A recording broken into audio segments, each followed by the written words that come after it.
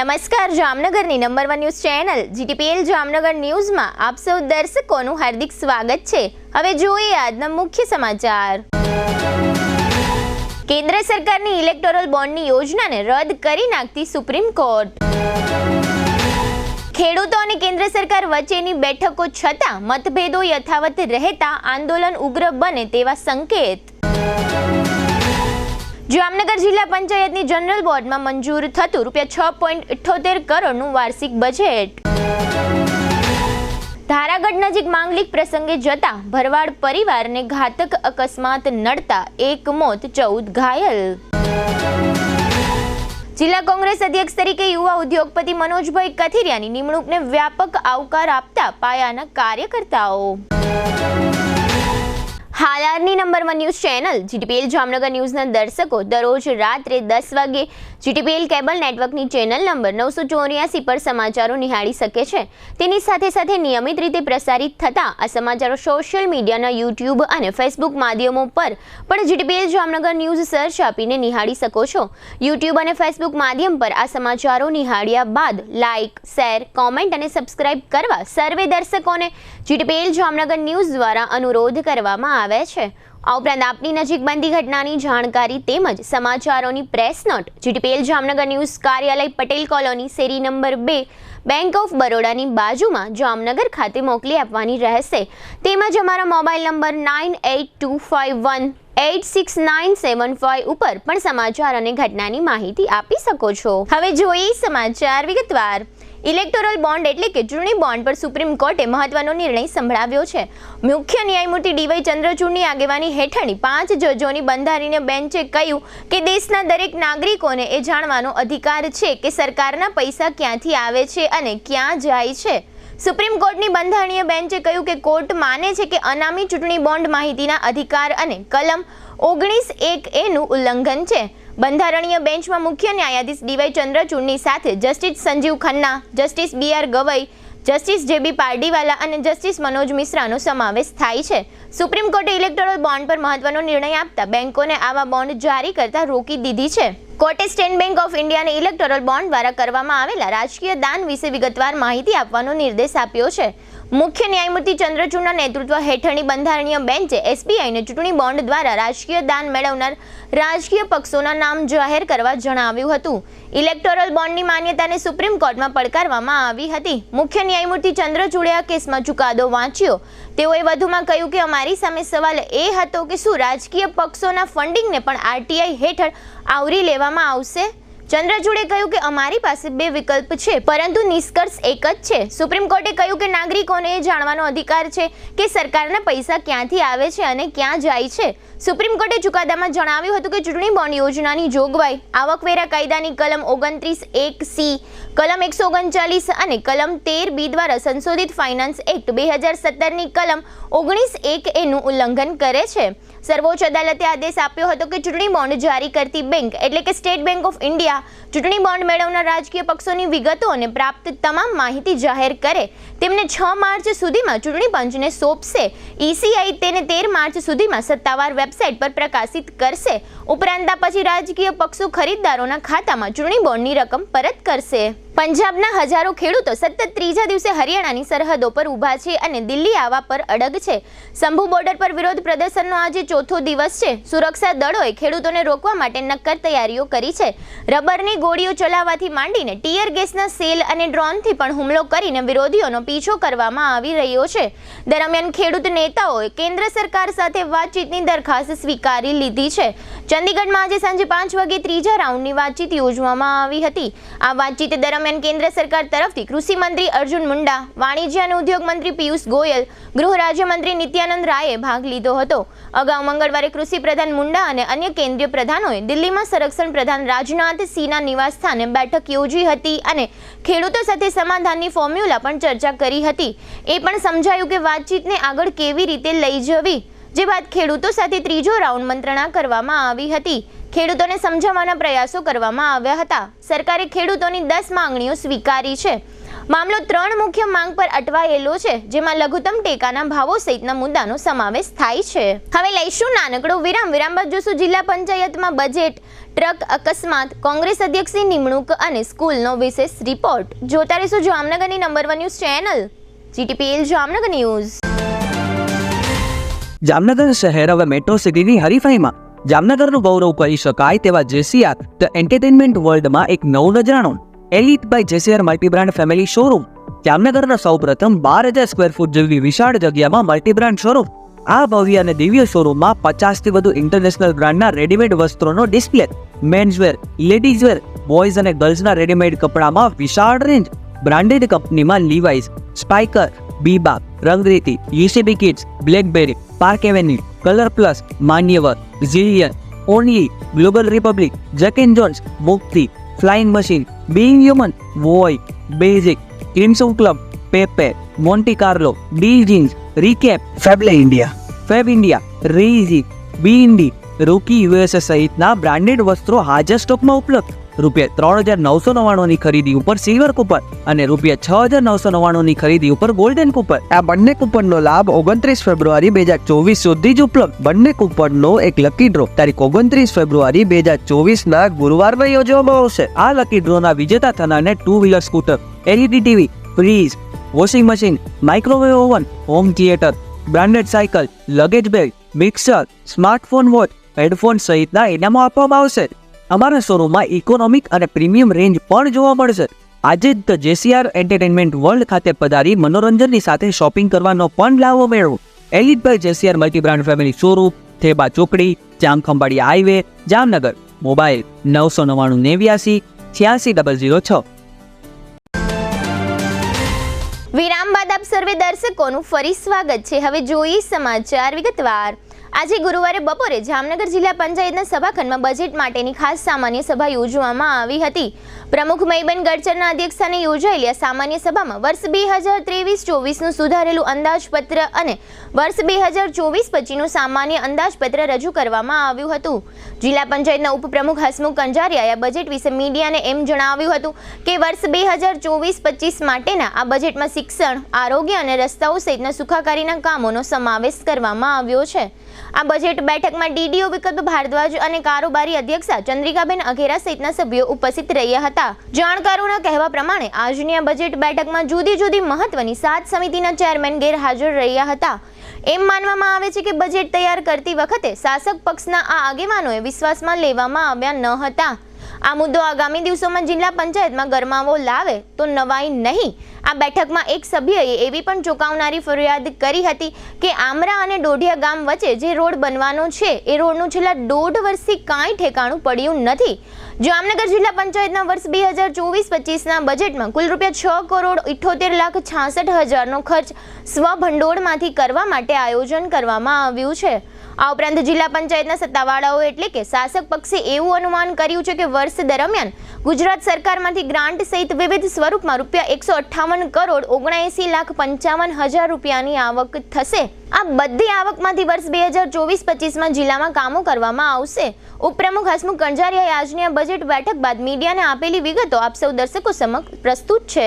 આજરોજ જામનગર જિલ્લા પંચાયતનું વર્ષ 23-24નું સુધારેલ અને વર્ષ 24-25નું અંદાજપત્ર રજૂ કરવામાં આવ્યું, જેમાં મુખ્યત્વે શિક્ષણ, રસ્તા અને આરોગ્ય જેવી મુખ્ય સુવિધાઓ વિશે બજેટમાં સારી એવી જોગવાઈઓ કરવામાં આવેલ છે. 1,040.51 લાખની સામે 678.66 લાખના ખર્ચની જોગવાઈ કરી વર્ષના અંતે 361.85 લાખની પુરાંત અને 24-25માં વર્ષનું પુરાંત લખી આ બજેટ છે. દેવભૂમિ દ્વારકા જિલ્લાના ભાણવડ નજીક ધારાગઢ પાસે આજે ગુરુવારે સવારે એક મિની ટ્રકને અકસ્માત નડ્યો હતો. આ અકસ્માતમાં એક વ્યક્તિનું મોત નીપજ્યું હોવાનું અને આ ટ્રકમાં બેઠેલા 14 જેટલા મુસાફરો ઘાયલ થયા હોવાનું જાણવા મળે છે. આ અકસ્માતની જાહેર થયેલી વિગતો એવી છે કે લાલપુર તાલુકાના મેમાણા ગામથી એક ભરવાડ પરિવાર સગાઈના શુભ પ્રસંગ માટે આઈસર કંપનીના મિની ટ્રકમાં બેસીને ભાણવડ તાલુકાના ભેનકવડ ગામ તરફ જઈ રહ્યા હતા. એમ કહેવાય છે કે આ ટ્રકમાં નાના મોટા 40 પરિવારજનો બેઠા હતા.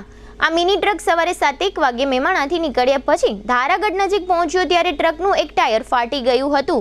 જેને કારણે ટ્રક ચાલકે વાહન પરનો કાબુ ગુમાવી દેતા આ 40 પરિવારજનોને નાની મોટી ઈજાઓ પહોંચી હતી અને આ અકસ્માતના કારણે સમગ્ર પંથકમાં અરેરાટી વ્યાપી ગઈ હતી. 14 થી વધુ ઈજાગ્રસ્તોને એમ્બ્યુલન્સ તથા ખાનગી વાહનોની મદદથી ભાણવડની સરકારી હોસ્પિટલે, લાલપુરની સરકારી હોસ્પિટલે અને ત્યારબાદ વધુ સારવાર માટે જામનગરની જીજી હોસ્પિટલમાં ખસેડવામાં આવ્યા હતા. સ્થળ પરથી એવું જાણવા મળ્યું છે કે આ અકસ્માતમાં 50 થી 55 વર્ષની ઉંમરના મૈયાભાઈ હમીરભાઈ ઝુંઝા નામના આ ભરવાડ પરિવારજનને માથાના ભાગે ગંભીર ઈજાઓ થવાથી તેમનું મૃત્યુ થયું હતું.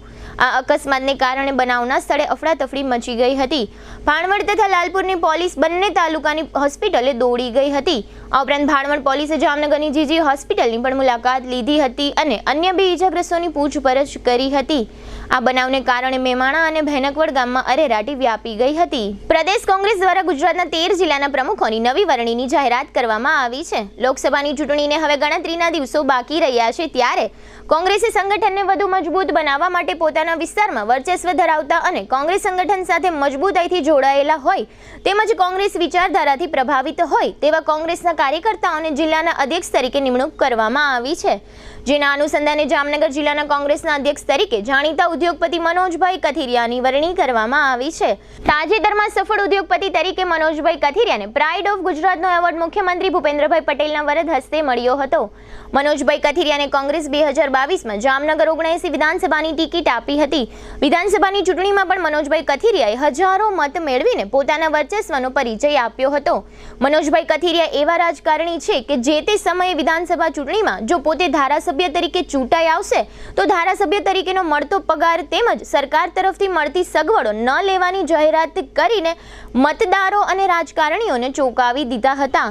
મનોજભાઈ કથિરિયા લેઉવા પટેલ સમાજમાં પણ ભારે પ્રભુત્વ ધરાવે છે તેમજ ખોડલધામ કાગવડ તેઓ સક્રિય રહીને સીધા સમાજ સેવા સાથે જોડાયેલા છે. મનોજભાઈ કથિરિયાની જિલ્લા કોંગ્રેસના અધ્યક્ષ તરીકે વરણી થવાથી જિલ્લા કોંગ્રેસમાં નવા પ્રાણ ફૂંકાશે. કાર્યકર્તાઓને પણ નવું જોમ મળશે. રાજકીય નિષ્ણાત લોકોનું માનવું છે કે મનોજભાઈ કથિરિયાની નિમણૂકથી જિલ્લા કોંગ્રેસ સંગઠન ખૂબ જ મજબૂત બનશે જેનો સીધો ફાયદો કોંગ્રેસને લોકસભાની ચૂંટણીમાં થશે. મનોજભાઈ કથિરિયા નેતૃત્વના તમામ ગુણો ધરાવે છે. કાર્યકર્તાઓમાંથી કઈ રીતે કામ લેવું તેવી સૂઝબૂછ ધરાવે છે. મનોજભાઈથી નજીકના લોકોના જણાવ્યા પ્રમાણે મનોજભાઈ રાજકીય અને સામાજિક લેવલે સ્વચ્છ પ્રતિભા ધરાવે છે. મનોજભાઈ રાજકારણના માધ્યમથી સમાજ સેવા કરવાનો સ્વભાવ ધરાવે છે. મનોજભાઈ કથિરિયા સુખી સંપન્ન પરિવારમાંથી આવે છે. મનોજભાઈ કથિરિયા બ્રાસપાટ ઉદ્યોગમાં સફળ ઉદ્યોગપતિ તરીકેની છાપ ધરાવે છે. મનોજભાઈ કથિરિયાની નિમણૂકથી જિલ્લા કોંગ્રેસને ખૂબ જ મોટો ફાયદો થશે. જિલ્લા કોંગ્રેસના અધ્યક્ષ તરીકે મનોજભાઈની નિમણૂકથી ભારતીય જનતા પાર્ટી પણ સક્રિય બની છે. કોંગ્રેસ જિલ્લા અધ્યક્ષ તરીકે મનોજભાઈ કથિરિયાના નામની જાહેરાત થતા કોંગ્રેસના આગેવાનો, કાર્યકરો અને શુભેચ્છક મિત્રો દ્વારા મનોજભાઈ કથિરિયા ઉપર અભિનંદનની વર્ષા થઈ રહી છે. કોંગ્રેસ હવે ચેતનવંતુ બનશે તેવું કોંગ્રેસના કાર્યકર્તાઓ માની રહ્યા છે. ટૂંક સમયમાં જ જિલ્લા કોંગ્રેસના અન્ય હોદ્દેદારોની જાહેરાત જિલ્લા કોંગ્રેસ અધ્યક્ષ મનોજભાઈ કથિરિયા દ્વારા કરવામાં આવશે. મનોજભાઈની ટીમમાં પણ નવા ચહેરાઓને સ્થાન મળશે તેવું કોંગ્રેસના કાર્યકર્તાઓ માની રહ્યા છે. મનોજભાઈ કથિરિયાની નિમણૂકથી ભારતીય જનતા પાર્ટીને વોટ બેંક સહિત સંગઠનમાં નાની મોટી અસરનો સામનો કરવો પડશે તેવું રાજકીય નિષ્ણાત લોકોનું માનવું છે. દ્વારકા જિલ્લાના ભાણવડ તાલુકા નજીક બરડા ડુંગરના વિસ્તારમાં એક પ્રાથમિક શાળા આવેલી છે. આ પ્રાથમિક શાળાનું સંચાલન દેવભૂમિ દ્વારકા જિલ્લા પંચાયતનો શિક્ષણ વિભાગ કરે છે. આ શાળા જે સ્થળે આવેલી છે તે સ્થળ પોરબંદર જિલ્લાના વન વિભાગની અંડરમાં આવે છે. આ શાળાનું બાંધકામ પોરબંદર જિલ્લાના વન વિભાગ હસ્તક છે અને શાળાનું સંચાલન દ્વારકા જિલ્લા હસ્તક છે. આ શાળા બરડા ડુંગરમાં કપુરડી નાકા ચેકપોસ્ટ નજીક બાળાનેસ પંથકમાં આવેલી છે. આ શાળામાં બાલ વાટિકા પણ ચલાવવામાં આવે છે. આ ઉપરાંત શાળામાં ધોરણ 1 થી 8માં 30 વિદ્યાર્થી ભાઈઓ બહેનો અભ્યાસ કરે છે. બરડા ડુંગરમાં સરકાર દ્વારા ચલાવવામાં આવતી આ પ્રાથમિક શાળામાં ડુંગરમાં આવેલા જુદા જુદા નેસડામાં વસવાટ કરતા પશુપાલક પરિવારોના સંતાનો અભ્યાસ કરે છે. એ અર્થમાં આ શાળા આ ગરીબ અને પછાત પરિવારોના સંતાનો માટે આશીર્વાદ રૂપ છે. આ શાળાના આચાર્યના જણાવ્યા પ્રમાણે રાજ્ય સરકાર અને જિલ્લા પંચાયત દ્વારા આ શાળામાં તમામ સુવિધાઓ આપવામાં આવે છે. બાળકોને યુનિફોર્મ અને દફતર આપવામાં આવે છે. બાળકોને શિષ્યવૃત્તિ પણ આપવામાં આવે છે. બાળકોને મધ્યાહન ભોજન યોજના હેઠળ નાસ્તો અને પાણીની સુવિધા આપવામાં આવે છે. આ શાળામાં આચાર્ય સહિત 3 શિક્ષકો છે. આ શાળાના આચાર્યની લાગણી એવી છે કે આ શાળાનું બાંધકામ વન વિભાગ હસ્તક હોવાથી અને આ બાંધકામ જૂનું થઈ ગયું હોવાથી વન વિભાગે અથવા દ્વારકા જિલ્લા પંચાયતે અહીં શાળાની નવી ઇમારત બનાવી આપવી જોઈએ. અત્રે ઉલ્લેખનીય છે કે આ શાળાની ઇમારતને 37 વર્ષ પૂર્ણ થઈ ચૂક્યા છે. આ શાળાના આચાર્ય પ્રજ્ઞેશ જાવિયાએ સમગ્ર વિષય અંગે આપેલી વિગતો અત્રે આપ સૌ દર્શકો સમક્ષ પ્રસ્તુત છે. શાળામાં 3નો સ્ટાફ છે. શાળામાં 30 બાળકો અભ્યાસ કરી રહ્યા છે. બાલવાટિકાથી લઈ અને ધોરણ 8 સુધીનું અભ્યાસ ચાલુ છે શાળામાં.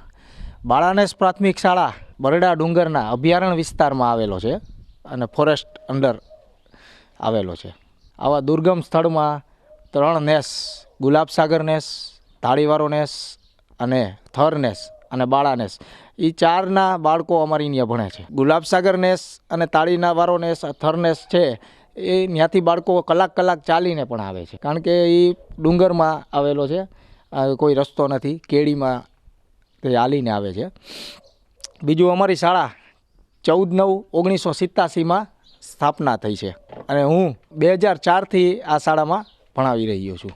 શાળા છે એ જિલ્લા પ્રાથમિક શિક્ષણ અધિકારીની અંદર આવેલું છે. દેવભૂમિ દ્વારકાના જિલ્લા શિક્ષણ અધિકારી અંડર શાળાનું સંચાલન થઈ રહ્યું છે. બાળકોને જે રાજ્ય સરકાર સુવિધા આપે છે બધી સુવિધા મળે છે, જ્યાં કે મધ્યાહન ભોજન છે, શિષ્યવૃત્તિ છે, ગણવેશ સહાય છે, તો રાજ્ય સરકાર બધી સુવિધા આપે છે. પણ શાળા છે એ બરડા ડુંગર અભયારણ્ય વિસ્તારમાં આવેલી છે, તો એક શાળાનું બાંધકામ ફોરેસ્ટ અંડર આવે છે, તો એક શાળા નવી બની જાય અને બાંધકામની મંજૂરી મળી જાય તો એ સારું કહેવાય. હવે લઈશું નાનકડો વિરામ બાદ જોશું સરકારમાં ભરતીની જાહેરાત અને દ્વારકા પોલીસ એલર્ટ સહિતના સમાચારો. જોતા રહેશો જામનગરની number 1 news channel GTPL Jamnagar news. હવે આપની સફરને સ્વાદિષ્ટ બનાવશે રાજકોટ અમદાવાદ હાઈવે પરની હોટલ RAR. હોટલ RAR માં આપને મળશે અસલ દેશી ઢબથી ચૂલામાં પકાવેલી જગાભાઈ ગોપનાથ વાળાની સ્પેશિયલ ગુજરાતી થાળી, પ્યોર પંજાબી થાળી તેમજ બોમ્બે પાઉંભાજી, જય ભવાનીના વડાપાઉં, લખુ બાપાના લાઈવ ઢોકળા, ફેન્સી ઢોસા, શિવ સેન્ડવિચની અનલિમિટેડ સેન્ડવિચ અને વિલિયમ જોન્સના પિઝા. આ ઉપરાંત હોટલ RAR ના પરિસરમાં જ આપને મળશે લોનાવાલાની ફેમસ ચીકી અને 51 રેઇનબો આઈસ્ક્રીમ. સ્વાદિષ્ટ ભોજન અને ટેસ્ટી નાસ્તા માટેનું એક સ્વાદિષ્ટ સરનામું એટલે hotel RAR. Rajkot Ahmedabad national highway, જૂની મોરવાડ, સાયલાથી 8 કિલોમીટર લીંબડી તરફ, તાલુકો ચૂડા, જિલ્લો સુરેન્દ્રનગર. નિસંતાન દંપતીઓ માટે એક આશાનું કિરણ.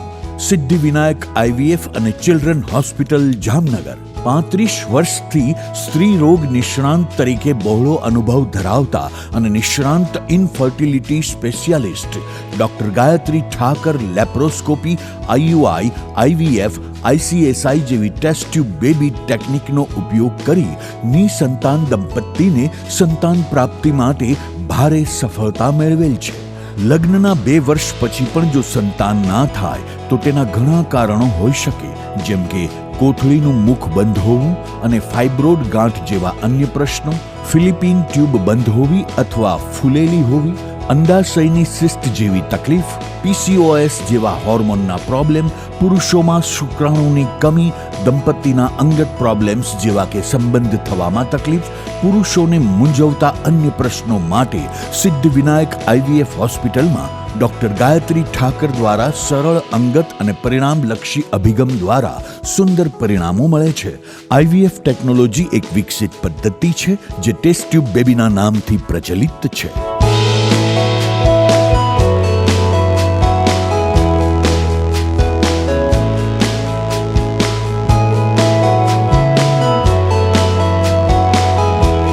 સંતાન પ્રાપ્તિના નિદાન અને સારવાર માટે એડવાન્સ લેપ્રોસ્કોપી અને હિસ્ટ્રોસ્કોપી સિદ્ધિવિનાયક હોસ્પિટલમાં થાય છે. Siddhivinayak IVF and children hospital doctor Gayatri Suresh Thakar, income tax ઓફિસની સામે, પંડિત નહેરુ માર્ગ, KD જ્વેલર્સવાળી ગલી, જામનગર.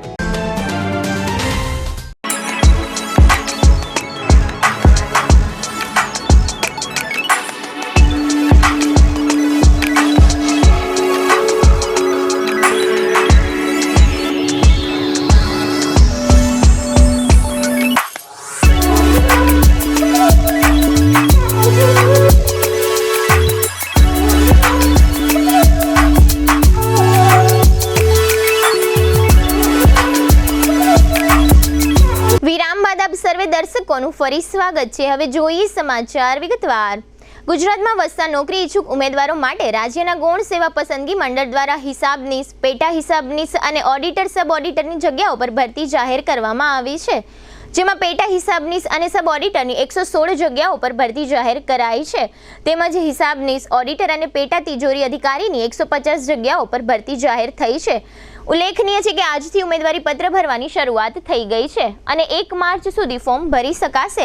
તાજેતરમાં રાજ્ય સરકારના પ્રવક્તા મંત્રી ઋષિકેશ પટેલે જણાવ્યું હતું કે વર્ષ 2014 થી 2023 દરમિયાન 10 વર્ષમાં સીધી ભરતીથી વિવિધ વિભાગોમાં કુલ 1,56,417 જગ્યાઓ પર ઉમેદવારોને ભરતી કરવાનું આયોજન હતું, જેની સામે ફેબ્રુઆરી 2023 સુધીમાં 1,67,255 ઉમેદવારોની ભરતી કરવામાં આવી છે. આ ઉપરાંત વર્ષ 2024 થી 2033 સુધીના ભરતી કેલેન્ડર બનાવવાની પ્રક્રિયા હાલ ચાલુ છે, જેમાં આગામી સમયમાં 1.30 લાખથી વધુ જગ્યાઓ ભરવાની દરખાસ્ત રાજ્યના સામાન્ય વહીવટ વિભાગને મળી છે. આગામી 24મી ફેબ્રુઆરીએ વડાપ્રધાન મોદી દ્વારકા આવી પહોંચશે. તેઓ સર્કિટ હાઉસ ખાતે રાત્રિ રોકાણ કરશે અને 25મીએ બેટ દ્વારકાના નવનિર્મિત સિગ્નેચર પુલનું લોકાર્પણ કરશે. વડાપ્રધાનના આગમન પૂર્વે દેવભૂમિ દ્વારકા જિલ્લામાં તડામાર તૈયારીઓ થઈ રહી છે. 2 દિવસ પહેલા કલેક્ટર દ્વારા એક બેઠક પણ યોજવામાં આવી હતી. ત્યારબાદ દ્વારકાના એસપી નિતેશ પાંડેએ પોલીસ અધિકારીઓને સાથે રાખીને દ્વારકા શહેરમાં ફૂડ પેટ્રોલિંગ કર્યું હતું. આ ઉપરાંત એસપી દ્વારા સ્થાનિક હોટેલ એસોસિએશન સાથે બેઠક રાખવામાં આવી હતી. આ 2 દિવસ દરમિયાન દ્વારકાની મુલાકાતે આવનાર પ્રત્યેક યાત્રિકો અને પ્રવાસીઓ પર ઝીણવટભરી નજર રાખવાની પણ સૌ સંબંધિતોને સૂચનાઓ આપવામાં આવી છે. હોટેલ એસોસિએશનની આ બેઠક દ્વારકામાં હોટેલ લેમન ટ્રીમાં રાખવામાં આવી હતી. આ બેઠકમાં એસપી નિતેશ પાંડે ઉપરાંત ડીવાયએસપી હાર્દિક પ્રજાપતિ, એલસીબીના પીએસઆઈ બારસખિયા અને એસઓજી પીએસઆઈ સિંગરખિયા તથા એસોસિએશનના પ્રમુખ નિર્મળ સામાણી વગેરે હાજર રહ્યા હતા. દ્વારકામાં આવતા યાત્રાળુઓ અને પ્રવાસીઓ અંગે હોટેલના માલિકો અને સંચાલકો જરૂરી વિગતોની નોંધ કરે, તેમજ યાત્રિકો અને પ્રવાસીઓને શહેર અને હાઈવે વચ્ચે અવરજવર માટેની વ્યવસ્થાનું પણ સારી રીતે મોનિટરિંગ થાય તે માટેની સૂચનાઓ આપવામાં આવી હતી. યુરોપિયન યુનિયન એટલે કે યુરોપના રાષ્ટ્રોનો સંઘ ભારતીય અને ચીન સહિત અન્ય ઘણા દેશોની કંપનીઓ પર પ્રતિબંધ મૂકવાની તૈયારી કરી રહ્યું છે. યુરોપિયન યુનિયનનો આરોપ એ છે કે આ કંપનીઓ યુક્રેન સામેની લડાઈમાં રશિયાને મદદ કરી રહી છે. યુરોપિયન યુનિયને આ કંપનીઓ પર પ્રતિબંધનો પ્રસ્તાવ મૂક્યો છે અને જો આ પ્રસ્તાવને તમામ સભ્ય દેશો દ્વારા પસાર કરવામાં આવશે તો એવું પહેલીવાર બનશે જ્યારે યુરોપિયન યુનિયન કોઈ ચીની કંપની પર સીધો પ્રતિબંધ લાદશે. યુરોપિયન યુનિયન જે કંપનીઓ પર પ્રતિબંધ મૂકવાની તૈયારી કરી રહ્યું છે તેમાં હોંગકોંગ, સર્બિયા, ભારત, તુર્કી અને ચીનની કંપનીઓ સામેલ છે. જોકે કાનૂની કારણોસર કંપનીઓના નામ જાહેર કરવામાં આવ્યા નથી.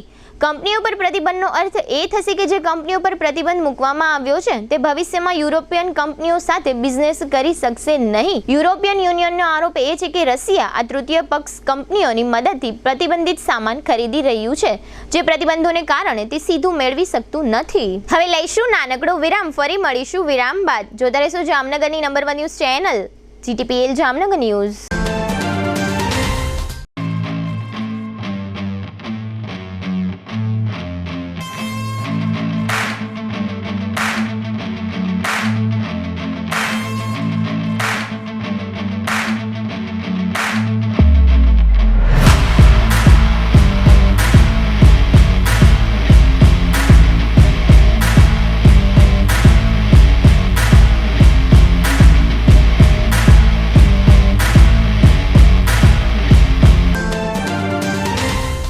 દુખાવાથી પીડાતા દર્દીઓ માટે જામનગરમાં ફ્રી ડેમો.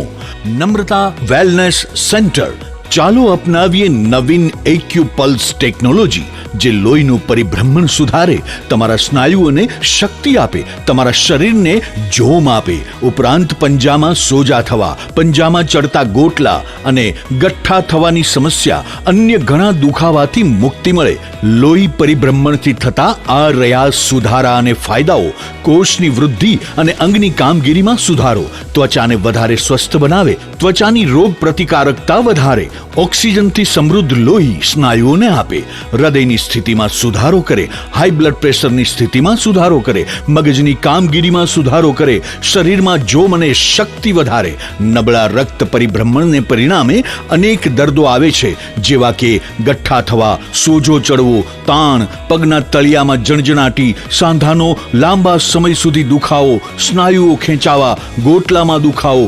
અમારા સેન્ટરમાં દરેક વ્યક્તિને રોજ 30 મિનિટ ફ્રી ડેમો આપવામાં આવશે.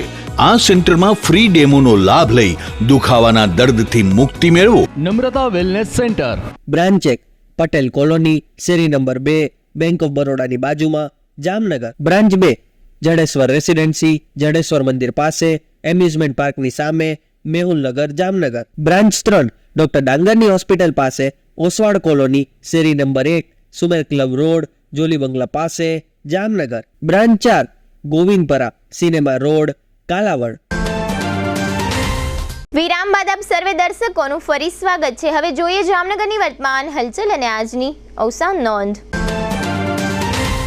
જામનગરના પરસોત્તમભાઈ વાસુભાઈ ચાંદ્રાએ પુત્રીના લગ્ન માટે નાણાં ઉછીના લીધા હતા, જે અનુસંધાને કડક ઉઘરાણી થતા તેઓએ ઝેરી દવા પીધી છે. દેવભૂમિ દ્વારકા જિલ્લાના બીજેપીના ખજાનચી તરીકે ધીરુભાઈ ટાકોદરાની નિમણૂક થઈ છે. જામનગર જિલ્લા પંચાયતના સિંચાઈ વિભાગના કાર્યપાલક ઇજનેર નાનાભાઈ ખાંટની ગોધરા ખાતે બદલી કરવામાં આવી છે. દ્વારકામાં હોટેલ એસોસિએશનના હોદ્દેદારોની વરણી થઈ છે, જેમાં પ્રમુખ તરીકે ઈશ્વરભાઈ પરમાર ચૂંટાઈ આવ્યા છે. જામનગરની એક પરિણીતાએ જામનગરના એક યુવકને ઝાડમાં ફસાવીને બ્લેકમેલ કર્યો હતો અને ₹1.83 લાખ પડાવી લીધા હોવાનું જાહેર થયું છે. આ અંગેની ફરિયાદ CTA ડિવિઝનમાં થઈ છે. જામનગરના સુભાષ બ્રિજ પરથી અનિલભાઈ શાંતિલાલ ભુવા નામના 54 વર્ષના વ્યક્તિએ જમ્પ લગાવ્યો હતો. સારવાર દરમિયાન તેઓનું મૃત્યુ થયું છે. જામનગર નજીકના સિકા પાટિયા પાસે સારથી લખેલી એક ટ્રાવેલર્સ બસ અને એક ટ્રક વચ્ચે અકસ્માત સર્જાયો છે.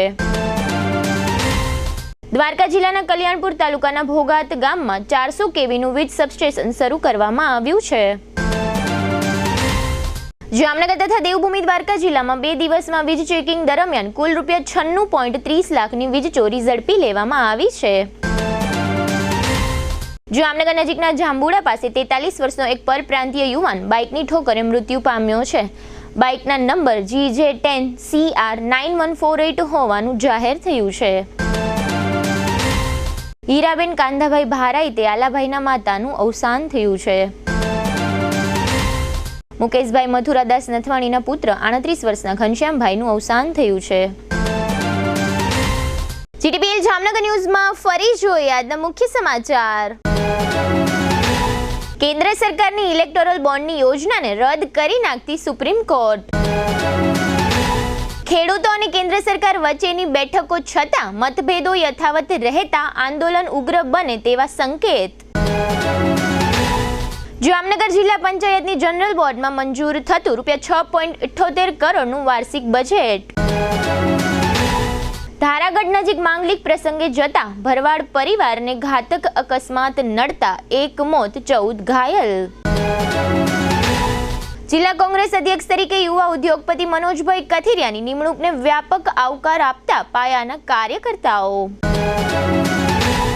આજના સમાચાર પૂર્ણ થયા. ફરી મળીશું આવતીકાલે GTPL જામનગર ન્યૂઝમાં. ત્યાં સુધી અમારી ટીમને રજા આપશો. નમસ્કાર.